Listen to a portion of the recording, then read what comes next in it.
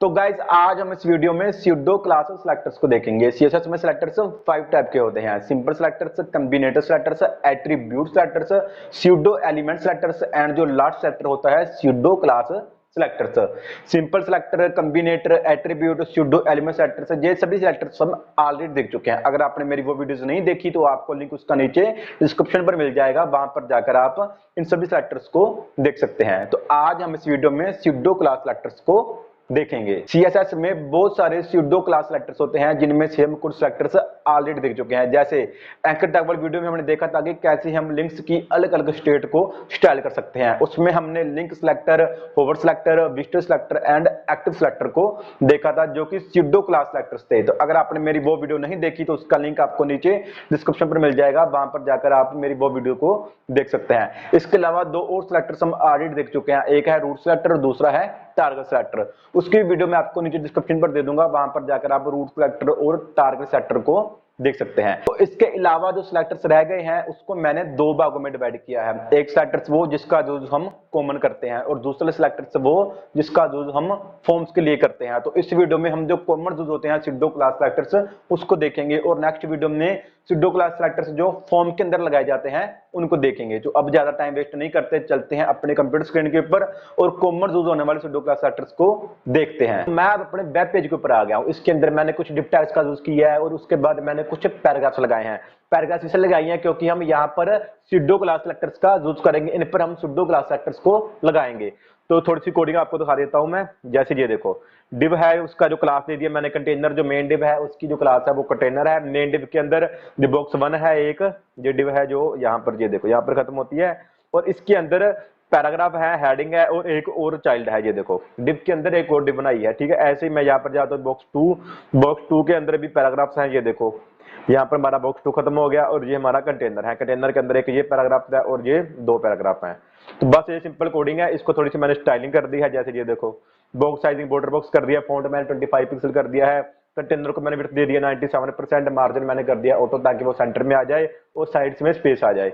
और आगे मैंने क्या किया, जितनी बॉक्स है उनको मैंने बॉर्डर दे दिया है और पैडिंग दे दिया है 10 पिक्सल। ऐसे ही जो बॉक्स का चाइल्ड है उसको मैंने यहाँ पर विड्थ दे दिया 95% और मार्जिन मैंने कर दिया है ऑटो। सिंपल मैंने यही काम किया है। अब हम यहाँ पर चलते हैं ब्राउजर में। अब हम यहाँ पर स्यूडो क्लास सेलेक्टर का यूज करते हैं। सबसे पहले स्यूडो क्लास सेलेक्टर देखते हैं हम, फर्स्ट चाइल्ड। चलो स्टार्ट करते हैं। अगर मैं चलता हूँ कोडिंग में, मैं यहाँ पर लगाता हूँ स्टाइल में।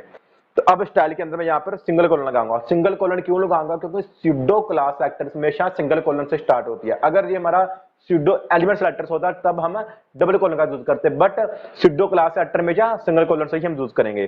सिंगल कॉलन लगाया, अब हम सेलेक्टर का नेम लगाएंगे फर्स्ट चाइल्ड। तो अब ये हमारा फर्स्ट चाइल्ड सेलेक्टर जो है वो सेलेक्ट हो गया। अब मैं यहाँ पर लगाऊंगा कलर व्हाइट और जो बैकग्राउंड कलर है उसको मैं कर दूंगा रेड। और किस पर मैं लगाना चाहता हूं, मैं चाहता हूं पैराग्राफ पर। तो अब क्या होगा, अब अगर किसी भी डिव का, किसी भी पेरेंट का जो फर्स्ट चाइल्ड होगा वो पैराग्राफ होगा तब वहां पर ये सीएसएस अप्लाई हो जाएगी। बट अगर किसी भी डिव का या किसी भी पेरेंट का जो फर्स्ट चाइल्ड है वो पैराग्राफ ना होगा तो वहां पर ये सीएसएस अप्लाई नहीं होगी। प्रैक्टिकली देखते हैं, चलते हैं ब्राउजर में। तो जैसे ये देखो, अब जो बॉक्स 1 है उसका जो फर्स्ट चाइल्ड है वो है हेडिंग, इसलिए वहां पर ये सीएसएस अप्लाई नहीं हुई। तो सीएसएस अप्लाई कहां पर होगी, जिसका जो फर्स्ट चाइल्ड पैराग्राफ होगा वहां पर ये सीएसएस अप्लाई हो जाएगी। जैसे ये देखो, ये जो बॉक्स है, जो हमने बॉक्स के अंदर एक और बॉक्स बनाया था, जो उसका फर्स्ट चाइल्ड है वो पैराग्राफ है, इसलिए यहाँ पर ये सीएसएस अप्लाई हो गई। ऐसे जो बॉक्स 2 है उसका जो पैराग्राफ है वो भी फर्स्ट चाइल्ड है। अगर ये पैराग्राफ जो बॉक्स 2 का है फर्स्ट चाइल्ड ना होता तो यहाँ पर ये सीएसएस अप्लाई नहीं होनी थी।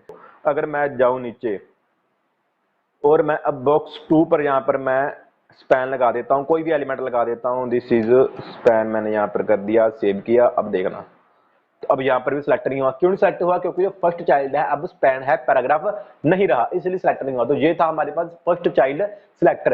ऐसे ही हमारे पास होता है लास्ट चाइल्ड सिलेक्टर। तो अगर कहीं पर भी उसको लास्ट चाइल्ड पैराग्राफ मिल जाएगा वहां पर वो सीएसएस अप्लाई हो जाएगी। बट अगर किसी भी पेरेंट का जो लास्ट चाइल्ड है वो पैराग्राफ नहीं होगा, वहां पर वो सीएसएस अप्लाई नहीं होगी। चलो प्रैक्टिकली देखते हैं। जैसे अब मैं यहाँ पर चलता हूँ स्टाइल में। अब मैं यहाँ पर फर्स्ट चाइल्ड की जगह कर देता हूँ लास्ट चाइल्ड, सेव किया। अब देखते हैं, तो अब ये देखो कौन कौन से सेलेक्ट हुए लास्ट चाइल्ड। ये जो बॉक्स 1 है इसका जो लास्ट चाइल्ड पैराग्राफ था ये सिलेक्ट हो गया। इसके अंदर जो एक और बॉक्स है उसका जो लास्ट चाइल्ड पैराग्राफ है इसलिए वो सिलेक्ट हो गया। ऐसे ही यहाँ पर सेलेक्ट हो गए, मतलब कि जितने भी बॉक्स है उसका जो लास्ट चाइल्ड है वो पैराग्राफ है। बट अगर यहाँ पर जो लास्ट चाइल्ड पैराग्राफ ना हो, जैसे ये देखो बॉक्स के अंदर जो एक और बॉक्स है लास्ट चाइल्ड, हम यहाँ पर हेडिंग कर देते हैं, दिस इज हेडिंग, सेव करूं। अब देखना तो अब यहां पर जैसे अप्लाई नहीं हुई क्योंकि अब जो लास्ट चाइल्ड है वो हेडिंग है, पैराग्राफ नहीं रहा। इसलिए अगर हम यहां पर जो बॉक्स 1 है इस पर भी कर दें, जैसे जो बॉक्स 1 ये रहा, बॉक्स 1 के अंदर जो लास्ट चाइल्ड है वो पैराग्राफ है। अब अगर मैं यहां पर भी स्पैन लगा दूं, सिंपल लगा दूं, अब देखना अब यहां पर भी ये नहीं आया, बिकॉज अब जो लास्ट चाइल्ड था वो स्पैन था। स्पैन को मैंने यहां पर कोई कंटेंट नहीं दिया था, इसलिए मैं यहां पर कंटेंट दे देता हूं, दिस इज स्पैन, स्पैन। तो ये देखो, तो ऐसे यूज होता है लास्ट चाइल्ड सिलेक्टर का। तो अब नेक्स्ट सेलेक्टर को देख लेते हैं। नेक्स्ट सिलेक्टर है ओनली चाइल्ड। तो ओनली चाइल्ड सेलेक्टर को लगाते हैं। अब अगर मैं यहां पर कर दूं ओनली चाइल्ड, सेव करो, अब देखना तो ये देखो कहीं पर भी कुछ नहीं हुआ। क्यों नहीं हुआ? क्योंकि ओनली चाइल्ड सेलेक्टर का मतलब होता है कि अगर सिर्फ H1 ही चाइल्ड है और कोई वहां पर चाइल्ड नहीं है तभी वहां पर CSS अप्लाई होगी। बट यहां पर कहीं भी H1 अकेला नहीं है, H1 के साथ और भी एलिमेंट्स हैं। जैसे ये देखो ये H1 है, H1 के अंदर ये पैराग्राफ्स हैं और ये डिव टैग है, डिव टैग के अंदर भी पैराग्राफ्स हैं और ये एक पैराग्राफ है, ये स्पैन टैग है। और यहां पर भी देखो H1 अकेला नहीं है, इसके साथ ये पैराग्राफ्स हैं। बट ये सिर्फ वहीं पर वर्क करेगा, यहां पर पेरेंट के अंदर सिर्फ H1 ही होगा, एक ही एलिमेंट होगा। जैसे अगर मैं यहां पर कर दूं, नीचे जाऊं, जो बॉक्स 1 है, बॉक्स 1 के अंदर मैं सभी को एक बार कमेंट बना दूं। अब बॉक्स 1 के अंदर सिर्फ H1 एक ही हेडिंग है। तो अब देखना तो यहां पर ये CSS अप्लाई होगी। तो ओनली चाइल्ड का यूज हम तब करते हैं अगर पूरे पेरेंट में सिर्फ एक ही एलिमेंट है और वो भी H1 है। अगर मैं यहां पर इसको कमेंट कर दूं, अब देखना अब बॉक्स 1 में सिर्फ एक ही एलिमेंट है, वो है H1। अब यहां पर बॉक्स 1 में ये H1 सेलेक्ट हो जाएगा। बट अगर मैं यहां पर अब P कर दूं, यहां पर H1 की जगह यहां पर अब मैंने पैराग्राफ टैग को लगा दिया। अब पैराग्राफ टैग यहां पर देख लेते हैं। अब कहीं पर भी अकेला पैराग्राफ नहीं है, हर एक पेरेंट के अंदर पैराग्राफ के साथ और भी एलिमेंट्स हैं। जैसे अगर मैं यहां पर कर दूं, नीचे चलता हूं, ये देखो ये जो चाइल्ड बॉक्स है इसके अंदर अगर मैं हेडिंग को कमेंट बना दूं तो क्या चलेगा? अब नहीं चलेगा, क्योंकि अब भी यहां पर 3 और पैराग्राफ्स हैं। मैं आपको दिखाता हूं, चाहे वो तीनों के तीनों पैराग्राफ्स ही हैं, बट ये तब वर्क करेगा अगर सिर्फ एक एलिमेंट होगा, ओनली चाइल्ड, सिर्फ एक चाइल्ड होगा जो हमने पैराग्राफ लगाया होगा। अब यहां पर देखना, अगर मैं यहां पर इसको भी कमेंट बना दूं, अब क्या है, अब जो चाइल्ड बॉक्स है उसके अंदर सिर्फ एक चाइल्ड है जो हमने सिलेक्ट किया हुआ है पैराग्राफ। तो ये देखो अब ये पैराग्राफ को सिलेक्ट कर लेगा क्योंकि अब यहां पर एक बॉक्स में एक ही चाइल्ड है। ठीक है, तो ऐसे करते हैं हम ओनली चाइल्ड सेलेक्टर का यूज। ओनली चाइल्ड सेलेक्टर का क्या मतलब होता है कि अगर किसी पेरेंट में सिर्फ एक चाइल्ड है, जो हमने सिलेक्ट किया है वो चाइल्ड है, तब वहां पर ये CSS अप्लाई हो जाएगी। बट अगर एक से ज्यादा चाइल्ड होंगे, एलिमेंट्स होंगे, तब वहां पर ये CSS अप्लाई नहीं होगी। तो आगे बढ़ते हैं, अब हम देखते हैं फर्स्ट ऑफ टाइप सेलेक्टर। तो फर्स्ट ऑफ टाइप सेलेक्टर सिर्फ टाइप को देखता है, किसी और एलिमेंट को वो नहीं देखता। प्रैक्टिकली देखते हैं। मैं अब अगर यहां पर इसको एक बार हम कमेंट से हटा देते हैं, तो अब हम यहां पर चलते हैं ऊपर। एक बार मैं यहां पर सभी कमेंट हटा देता हूं, इसको भी हटा देता हूं। तो अब चलते हैं ऊपर। तो अब यहां पर मैं ओनली चाइल्ड की जगह कर देता हूं फर्स्ट ऑफ टाइप। अब मैंने सेव किया। अब देखना क्या होगा, मैंने क्या बोला कि जो पैराग्राफ है उसका जो फर्स्ट ऑफ टाइप है वो सिलेक्ट हो जाए। पूरे वेब पेज में फर्स्ट ऑफ टाइप जो पैराग्राफ होंगे सिर्फ वो सिलेक्ट हो जाएंगे। चलो देखते हैं। तो ये देखो गाइस, फर्स्ट चाइल्ड सेलेक्टर में क्या होता था कि अगर पेरेंट का जो फर्स्ट चाइल्ड है वो पैराग्राफ है, तब वहां पर CSS अप्लाई हो जाती थी। बट फर्स्ट टाइप सेलेक्टर में ऐसा नहीं होता। फर्स्ट टाइप सेलेक्टर में अगर कहीं पर भी उसको पैराग्राफ मिल जाएगा, जैसे ये देखो जो बॉक्स 1 है उसका जो फर्स्ट चाइल्ड है वो तो हेडिंग था, बट पैराग्राफ सेकंड था। तो वो जो टाइप है वो टाइप सिर्फ पैराग्राफ को ही देगा, उसको जो हेडिंग में मतलब नहीं है। अगर मैं यहाँ पर और लगा दूं, जैसे ये चाइल्ड है हमारा, अगर यहाँ पर H1 लगा दूं, दिस इज H1, तो इसके बाद मैं एक और H1 लगा दूं, H2, एक और लगा दूं H3, तो ये देखो यहाँ पर फिर भी इसने पैराग्राफ को सिलेक्ट कर लिया, क्योंकि पैराग्राफ फर्स्ट उसको देखना है, उसको और कोई मतलब नहीं है कि इसके पहले कितने भी एलिमेंट्स है, चाइल्ड जितने मर्जी हो। जैसे फर्स्ट चाइल्ड में क्या होता था कि अगर पेरेंट का जो फर्स्ट चाइल्ड है वो पैराग्राफ होगा तभी वहां पर सीएसएस अप्लाई होगी, अगर वहां पर पैराग्राफ फर्स्ट चाइल्ड नहीं है तो वो सीएसएस वहां पर अप्लाई नहीं होती। बट यहाँ पर कहीं पर भी उसको फर्स्ट पैराग्राफ मिल गया, जैसे इसका फर्स्ट पैराग्राफ ये रहा, इस बॉक्स का फर्स्ट पैराग्राफ ये रहा, सिलेक्ट हो जाएगा। ऐसे ही जो मेन कंटेनर है उसका जो फर्स्ट पैराग्राफ है वो ये रहा, फर्स्ट पैराग्राफ को उठाएगा। फर्स्ट पैराग्राफ चाहे कितने भी पेरेंट का हो, चाहे कितनी भी पोजीशन पर हो, फर्स्ट पोजीशन पर हो, लास्ट पोजीशन पर हो, फर्स्ट पैराग्राफ को ये उठाएगा हमेशा। ये जो होता है फर्स्ट ऑफ टाइप सेलेक्टर का, ऐसे होता है लास्ट ऑफ टाइप। अगर मैं फर्स्ट की जगह कर दूंगा लास्ट, तो अब ये कहीं पर भी जो लास्ट पैराग्राफ होगा उनको ये सिलेक्ट कर लेगा। जैसे अब चलते हैं ब्राउजर में, तो लास्ट जो कंटेनर का लास्ट पैराग्राफ है वो ये है, इस बॉक्स का लास्ट पैराग्राफ है वो ये है, ऐसे ही इस बॉक्स का जो लास्ट पैराग्राफ है ये है। वैसे लास्ट तो स्पैन है, एलिमेंट स्पैन है, बट पैराग्राफ देगा, पैराग्राफ ये है। ऐसे इस बॉक्स का जो लास्ट पैराग्राफ है वो ये है।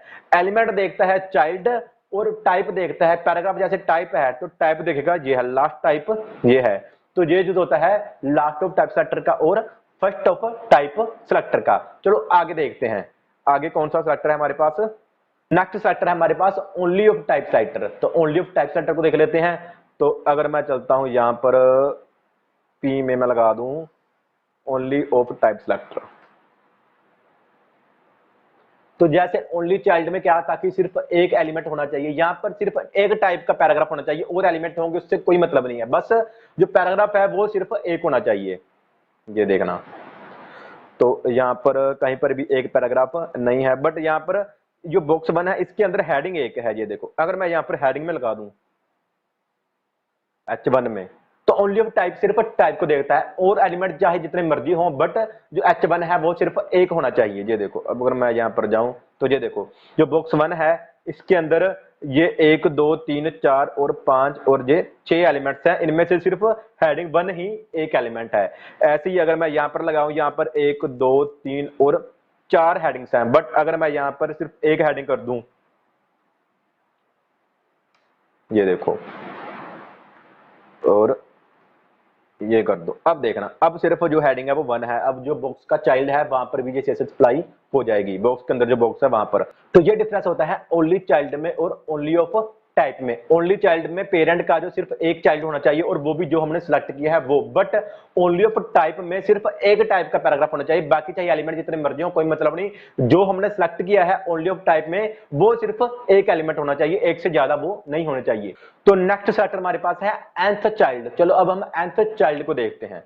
तो अब अगर मैं यहाँ पर, कहां पर है हमारी सीएसएस, यहाँ पर चलते हैं। अब अगर मैं यहाँ पर ओनली ऑफ टाइप की जगह यहाँ पर मैं कर दूं nth चाइल्ड, ये देखो nth चाइल्ड के अंदर हमको जो पैरेंथेसिस मिलती है उसके अंदर हमको कोई वैल्यू लगानी होती है। वैल्यू में हम ओड नंबर सेलेक्ट करवा सकते हैं, इवन नंबर सेलेक्ट करा सकते हैं, या फिर अपने हिसाब से पोजीशन को सिलेक्ट करवा सकते हैं। प्रैक्टिकली दिखाता हूं, जैसे अगर मैं यहाँ पर H1 की जगह P कर दूं, अब मैं चाहता हूं कि जितने भी पैराग्राफ्स हैं उनके जो ओड नंबर है सिर्फ हमको वही दिखे, उसके लिए मैं यहाँ पर ओड कर दूंगा। सेव किया, अब देखना, तो सिर्फ ओड नंबर सेलेक्ट होंगे, जैसे 1 2 और ये 3 ओड नंबर है सेलेक्ट हो गया। इसके अंदर भी ये देखो 1 2 और ये थर्ड चाइल्ड सेलेक्ट हो गया। तो ये देखो, अगर मैं इवन नंबर सेलेक्ट करवाना चाहता हूं तो यहां पर मैं इवन कर दूं। इसका बहुत यूज होता है जब हम टेबल बनाते हैं, तो टेबल सेलेक्टर के में भी ये बहुत ज्यादा यूज किया जाता है। ये देखो, अब ये इवन नंबर सेलेक्ट हो गए। इसके अलावा अगर मैं यहां पर कर दूं 2n+1, अब देखना क्या होगा। अब ये देखो 1 2 और 3, 2n+1 किया तो ये अब ओड नंबर ऐसे भी आप कर सकते हैं। अगर मैं यहाँ पर कर दूं 3, अब हर एक थर्ड पैराग्राफ सेलेक्ट होगा यहाँ पर। तो ये देखो 1 2 और ये थर्ड पैराग्राफ सेलेक्ट हो गया, 1 2 और ये थर्ड पैराग्राफ सेलेक्ट हो गया। जैसे 1 2 और ये div 1 और ये दूसरा और ये थर्ड पैराग्राफ सेलेक्ट हो गया। ऐसे ही 1 2 और ये थर्ड पैराग्राफ सेलेक्ट हो गया। तो ये जो होता है nth चाइल्ड का। तो ऐसे ही अगर मैं यहाँ पर थर्ड की जगह कर दूं 4th, अब ये 4 सेलेक्ट हो जाएगा। ये देखो 1 2 3 4, तो आप ऐसे भी कर सकते हैं। ऐसे ही अगर मैं यहाँ पर कर दूं 5, तो 5 भी देख लेते हैं क्या 5 होगा। अगर 5 पैराग्राफ होगा तो वो सेलेक्ट हो जाएगा। एक हेडिंग, एक ये दूसरा एलिमेंट, ये तीसरा एलिमेंट, और ये बॉक्स चौथा एलिमेंट, और ये 5वां एलिमेंट ये सेलेक्ट हो गया। ऐसे नीचे चलते हैं तो ये देखो तो ये जो मेन बॉक्स है बॉक्स 1 है ये एक, ये दूसरा, ये तीसरा, ये बॉक्स 2 है ये चौथा, और ये लास्ट में 5th। जो बॉक्स 2 है उसके अंदर भी ये 5th है। तो ऐसे करके आप nth चाइल्ड सिलेक्टर का यूज कर सकते हैं। आप अगर पर्टिकुलर किसी एलिमेंट को सिलेक्ट करना चाहते हैं, किसी पोजीशन को सिलेक्ट करना चाहते हैं, तो ऐसे करके आप किसी खास पोजीशन पर ये CSS अप्लाई करवा सकते हैं। अगर मैं यहाँ पर लगा दूं कि सिर्फ जो बॉक्स 1 है उसके अंदर, बॉक्स 1 के अंदर क्लास है ना बॉक्स 1, तो बॉक्स 1 यहाँ पर क्यों सिलेक्ट हुआ देख लेते हैं। सॉरी, ये बॉक्स 1 क्लास नहीं है, ये आईडी है। ये देखो क्लास तो बॉक्स है, हमने आईडी लगाना है, आईडी लगाने के लिए हैश लगाएंगे। चलो देखते हैं। तो ये देखो ये सिलेक्ट हो गया और यहाँ पर कोई भी सिलेक्ट नहीं हुआ। अगर मैं यहाँ पर बॉक्स 2 पर सिर्फ लगाना चाहता हूँ तो मैं यहाँ पर बॉक्स 2 कर दूंगा। बॉक्स 2 के अंदर ये लग जाएगा अब। तो ये देखो ये बॉक्स 2 है, first second third fourth fifth. तो ऐसे करके आप nth चाइल्ड सेलेक्टर का यूज कर सकते हैं। अब हम नेक्स्ट सेलेक्टर को देखते हैं। चलो चलते हैं यहाँ पर। नेक्स्ट सेलेक्टर हमारे पास कौन सा है? नेक्स्ट सेलेक्टर हमारे पास है nth लास्ट चाइल्ड। तो अब ये लास्ट में सिलेक्ट होगा। जैसे हम लास्ट सेलेक्टर लगाते हैं, लास्ट का मतलब ही है कि लास्ट चाइल्ड जो हो। तो चलो देख लेते हैं। जैसे ये स्टार्टिंग में स्टार्ट होता था ना, पहला दूसरा तीसरा, ऐसे ही अब ये लास्ट में स्टार्ट होगा। जैसे ही मैं यहाँ पर कर दूं nth लास्ट चाइल्ड और यहाँ पर मैं सेव करूं तो देखते हैं कहीं पर सेलेक्ट हुआ कि नहीं। तो अगर मैं यहाँ पर कर दूं सेकंड चाइल्ड, तो अब सेकंड चाइल्ड को देखेगा पैराग्राफ का, जहां पर उसको मिल जाएगा जो सेकंड चाइल्ड होगा वहां पर ये CSS अप्लाई हो जाएगी। तो इस बॉक्स का ये रहा लास्ट चाइल्ड और इसका भी ये रहा। अगर ये चाइल्ड यहाँ पर लास्ट ना होता सेकंड, जैसे मैं आपको दिखाता हूं, ये देखो ये जो बॉक्स 2 है इसका जो एलिमेंट है वो लास्ट पैराग्राफ है। अगर ये पैराग्राफ ना होता तो यहाँ पर ये CSS नहीं अप्लाई होनी थी। जैसे अब मैं लास्ट चाइल्ड कर देता हूँ इसका H1, this is heading, save किया। चलो देखते हैं। तो अब यहाँ पर जो नहीं लगा क्योंकि अब जो लास्ट चाइल्ड है वो तो हेडिंग है, बट हमने लगाया है कि पैराग्राफ हो, इसलिए यहाँ पर ये आ गया। अगर यहाँ पर हम टाइप का यूज करते तो ये यहाँ पर सेट कर देना था, फिर इसने टाइप को देखना था। बट अब जो चाइल्ड है वो सिर्फ चाइल्ड को देखेगा, टाइप को नहीं देखेगा। तो अब मैं चलता हूँ आगे। आगे नेक्स्ट देख लेते हैं। अब नेक्स्ट सेलेक्टर कौन सा है हमारे पास? नेक्स्ट सेलेक्टर हमारे पास है nth ऑफ टाइप। टाइप का मतलब कि अब ये टाइप को देखेगा, चाइल्ड से इसका कोई मतलब नहीं है। अब इसको चाइल्ड फर्स्ट हो सेकंड हो कोई मतलब नहीं है, अब ये टाइप को देखेगा कि टाइप कौन सा है वहां पर। जैसे ही मैं यहाँ पर अब कर दूं कि जो पैराग्राफ है nth लास्ट चाइल्ड नहीं, यहाँ पर मैं कर दूं nth ऑफ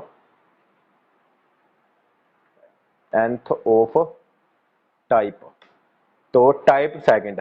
अब जो सेकंड टाइप को देखेगा, ये देखो, तो nth of type second first से स्टार्ट करेगा। ये देखो फर्स्ट तो ये हेडिंग है, सेकंड ये पैराग्राफ है।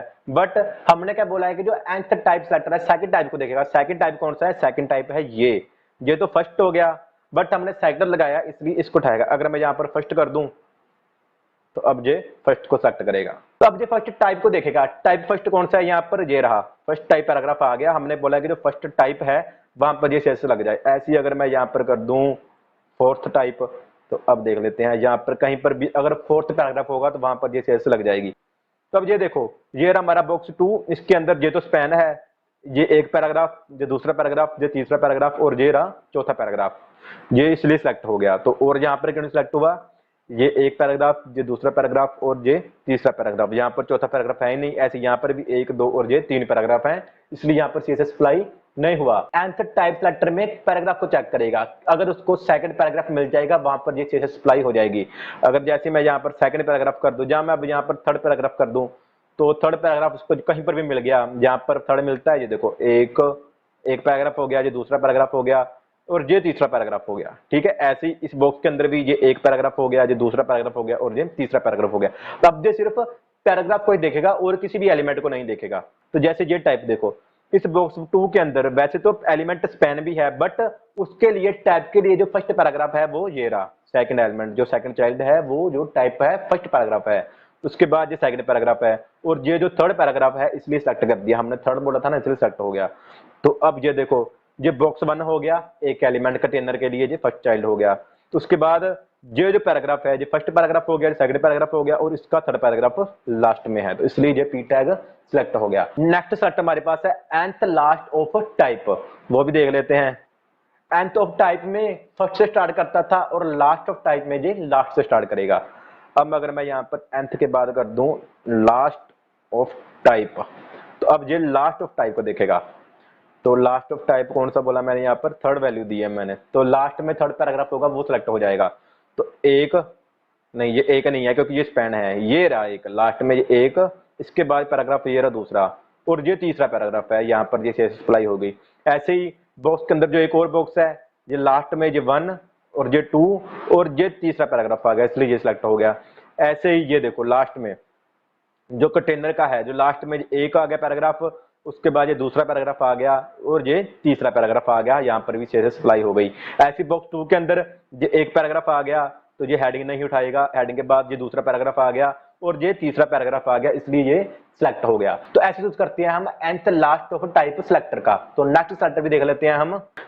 तो नेक्स्ट सिलेक्टर हमारे पास है एम्प्टी। एम्प्टी का क्या यूज होता है वो भी देख लेते हैं। तो अगर मैं यहाँ पर लगा दूं एम्प्टी,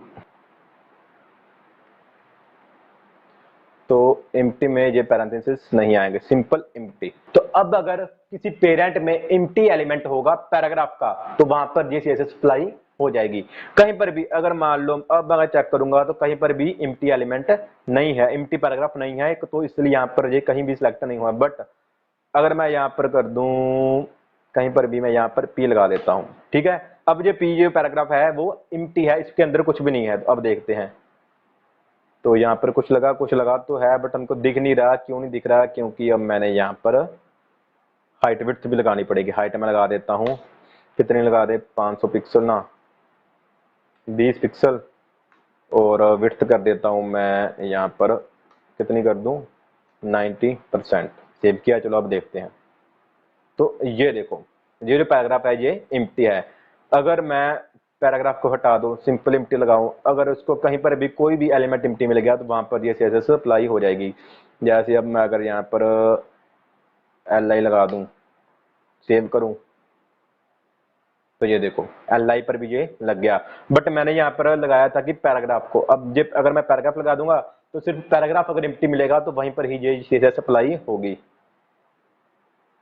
ऐसे करके हम एम्प्टी का यूज कर सकते हैं। पूरे पेरेंट में अगर पैराग्राफ एम्प्टी मिलेगा कहीं पर भी तो वहां पर CSS लग जाएगी। अगर पैराग्राफ एम्प्टी नहीं होगा कोई भी तो वहां पर CSS अप्लाई नहीं होगी। ऐसे करके यूज करते हैं हम एम्प्टी सेलेक्टर को। तो नेक्स्ट सेलेक्टर देख लेते हैं। नेक्स्ट सेलेक्टर हमारे पास है नोड सेलेक्टर। नोड सेलेक्टर को भी देखते हैं। तो चलते हैं हम यहाँ पर। अब हम यहाँ पर नोड सेलेक्टर को देखते हैं। अब अगर मैं यहाँ पर नोड लगा दूंगा और नोड के अंदर मुझको पैरेंथेसिस मिलती हैं, पैरेंथेसिस के अंदर मैं वैल्यू लगाता हूं। मैं चाहता हूं कि इस पैराग्राफ को छोड़कर बाकी सभी पर CSS अप्लाई हो जाए, तब मैं यहां पर यूज करता हूं नोड सेलेक्टर का। जैसे मैं एक बार इसको हटा देता हूं, मैं यहां पर लगा देता हूं कि जो P1 है, तो देख लेते हैं P1 यहां पर कोई है। यहां पर मैं चाहता हूं कि कहां पर देखते हैं, P1 यहां पर है, हाँ P1 है, ये देखो ये रहा P1। ID में लगा देता हूं हैश लगा के, हैश मैंने लगा दी। अब देखना, सेव किया, तो ये ऐसा क्यों आ रहा है? यहाँ पर मैंने कोई गड़बड़ किया है, सॉरी। यहाँ पर इसको नहीं देना, बैकग्राउंड कलर कर देता हूं मैं यहाँ पर दोबारा से रेड। सेव किया, अब देखना, तो ये देखो ये सेलेक्ट हो गए सभी। ये क्यों सेलेक्ट हो गए? क्योंकि मैंने यहाँ पर बोला कि जितने पैराग्राफ्स हैं वो सभी सेलेक्ट हो जाएं। बट नोट का मतलब होता है कि सिर्फ इसी को छोड़कर बाकी सभी सेलेक्ट हो जाएंगे।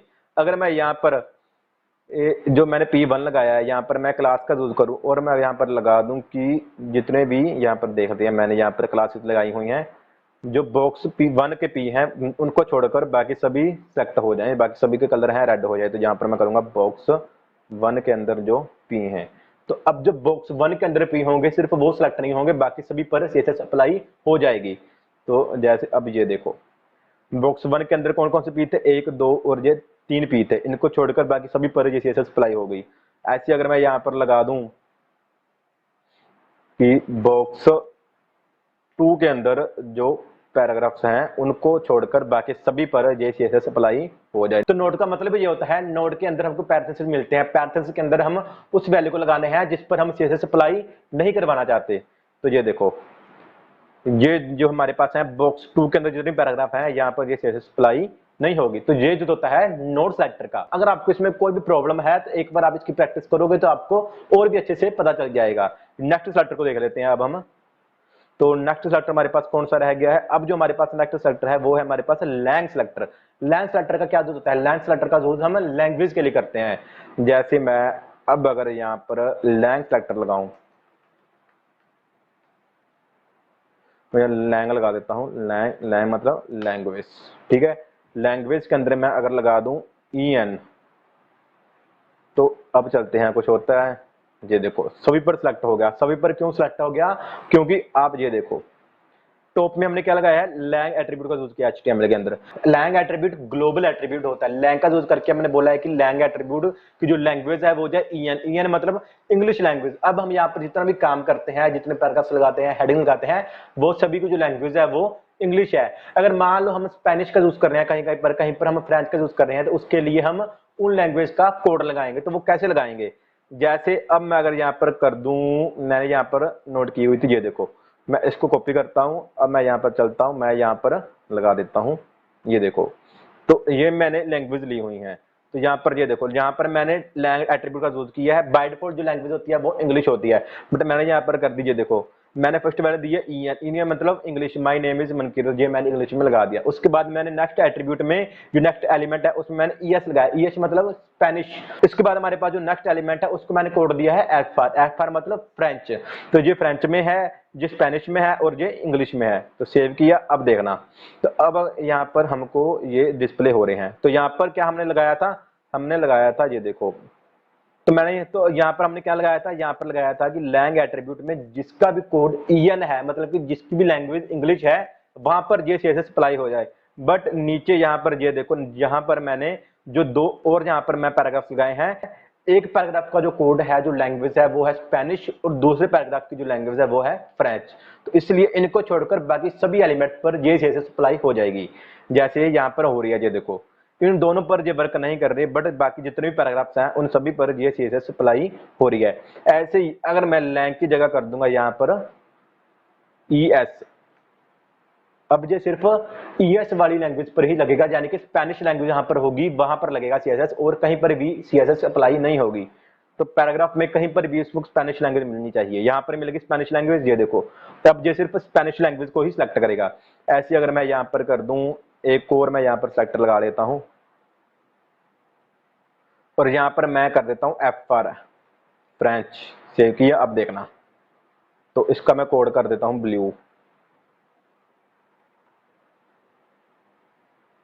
तो ये देखो, ऐसे करके आप लैंग्वेज से भी उठा सकते हैं। अगर मैं यहाँ पर 3 लगाऊं, तब ये पूरे वेब पेज को देख लेगा, जितने भी एलिमेंट्स हैं उन सभी पर ये CSS अप्लाई हो जाएगी। और यहाँ पर मैं EN कर दूं और इसको मैं कमेंट बना दूं, अब ये पूरे वेब पेज पर ही अप्लाई हो जाएगी, जितने भी एलिमेंट्स होंगे सभी पर। ये देखो सभी ब्लू हो गए, ये देखो। बट अगर यहाँ पर ES कर दें तो अब ये स्पेनिश में नहीं लगेगी। तो ये देखो, तो ये थे हमारे स्यूडो क्लास सेलेक्टर्स के कॉमन सेलेक्टर्स। तो उम्मीद करता हूं कि इस वीडियो में जितने भी हमने सेलेक्टर्स किए हैं उसमें आपको कोई भी डाउट नहीं रहा होगा। तो अगर आपको इसमें कोई भी डाउट है, कुछ भी प्रॉब्लम है, तो आप मुझको नीचे कमेंट बॉक्स में बता सकते हैं। इस कंप्लीट प्लेलिस्ट का लिंक आपको नीचे डिस्क्रिप्शन पर मिल जाएगा, वहां पर जाकर आप इस कंप्लीट प्लेलिस्ट को फॉलो कर सकते हैं। तो अगर आपको ये वीडियो अच्छी लगी हो तो प्लीज इस वीडियो को लाइक करो और चैनल को सब्सक्राइब करो। तो अब जो सेलेक्टर्स रह गए थे हमारे स्यूडो क्लास सेलेक्टर्स जो फॉर्म में लगाए जाते हैं, वो हम नेक्स्ट वीडियो में कवर करेंगे, देखेंगे।